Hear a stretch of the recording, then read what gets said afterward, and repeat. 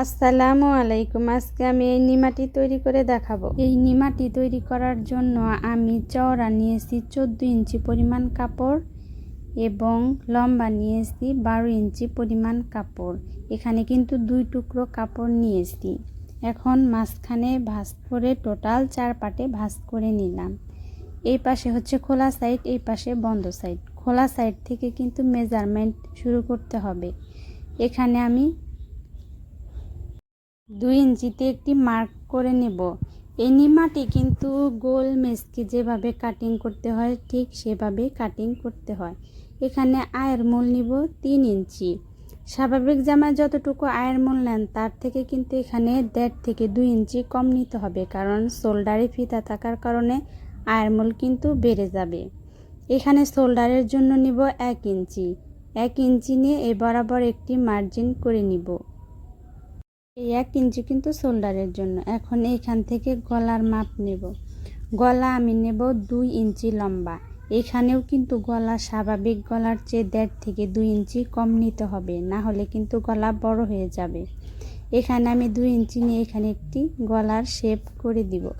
এখানে যতটুকু আছে ততটুকুই নিয়ে নিব। নিয়ে এখানে হালকা একটা শেপ দিয়ে দেব। এভাবে একটি হালকা শেপ দিয়ে নিব। এখন মার্জিন অনুযায়ী কাটিং করতে হবে।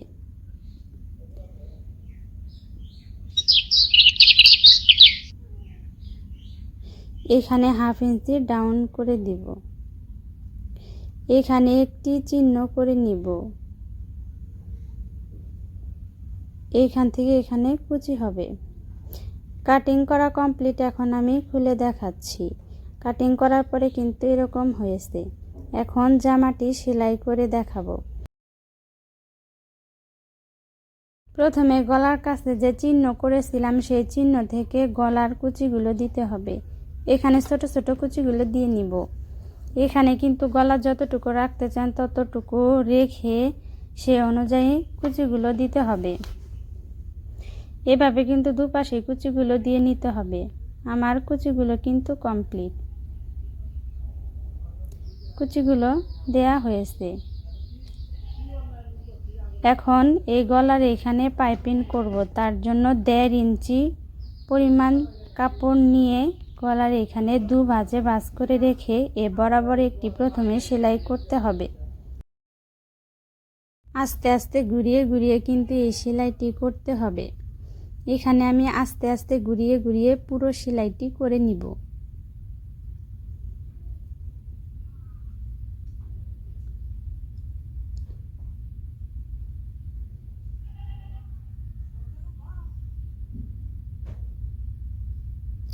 এখন বাড়তি অংশটুকু কেটে নিব। নিয়ে সেলাই করার পরে যদি এখানে অতিরিক্ত কাপড় থাকে তাহলে এভাবে কেটে নিতে হবে। এই পাশ থেকেও কিন্তু অতিরিক্ত কাপড়টুকু কেটে ফেলব। এখন এখানে ছোট ছোট কাট দিয়ে দিব। ছোট ছোট কাট দেওয়ার ফলে কিন্তু খুব সহজেই পাইপিংগুলো তৈরি করতে পারবেন। এইখানে যতটুকু চিকন বা মোটা করে পাইপিং রাখতে চান রেখে এর উপরে একটি সেলাই করতে হবে।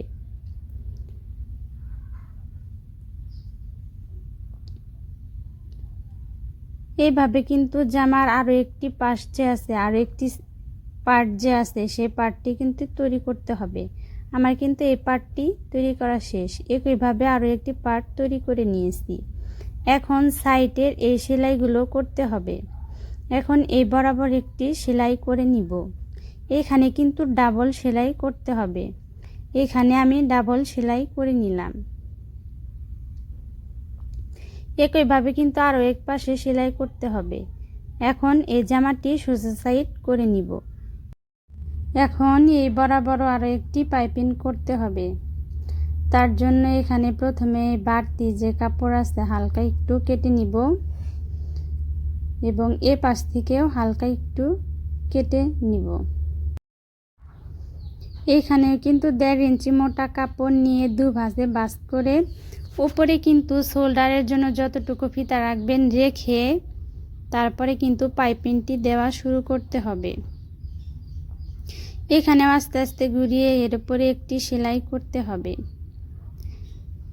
এভাবে কিন্তু দুপাশেই উপরে ফিতা যে তৈরি করতে হবে তার জন্য কিন্তু বাড়তি কাপড় রাখতে হবে। এই বাড়তি অংশটুকু ফিতার জন্য রাখতে হবে।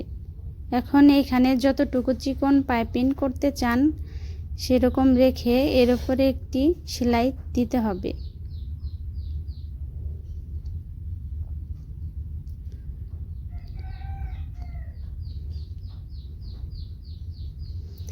এখানে কিন্তু আস্তে আস্তে পাইপিংটি তৈরি করতে হবে। এইটুকু হবে উপরের ফিতা, এইটুকু কিন্তু ফিতার জন্য।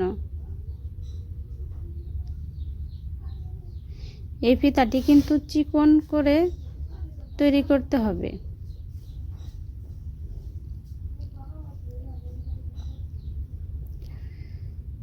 এক পাশে ফিতাটি তৈরি হয়ে গেছে। এখন এইখানে চিকন করে মুড়িয়ে এর উপরে একটি সেলাই দিতে হবে।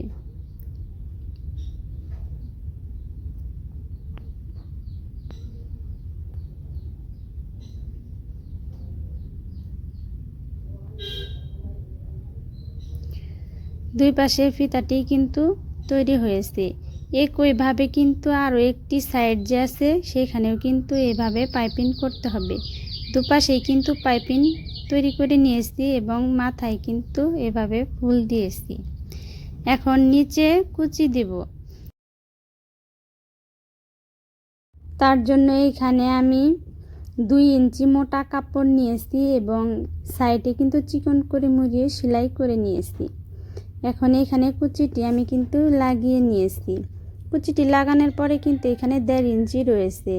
এখন এই কুচিটির উপরে একটি চাপ সেলাই দিয়ে নিব।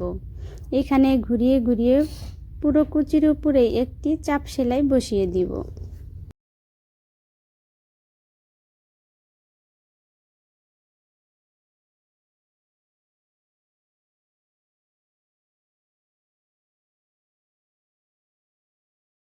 আমার এই নিমা জামাটি কিন্তু বানানো কমপ্লিট হয়েছে।